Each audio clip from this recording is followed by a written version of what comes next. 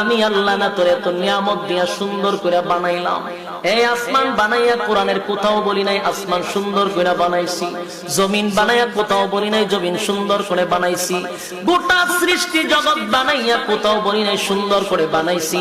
কিন্তু মানুষ রে, তুই 3.5 হাত তোরে বানাইয়া কোরআনে একটা নয় দুইটা নয় 4টা কসম করে বলছি তোরে সুন্দর করে বানাইছি।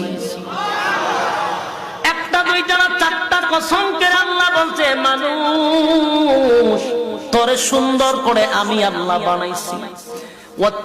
তিন ফলের কসম, জাইতুন ফলের কসম, সিনাই পর্বতের কসম, ওয়াহাযাল বালাদিল আমিন পবিত্র মক্কা নগরীর কসম।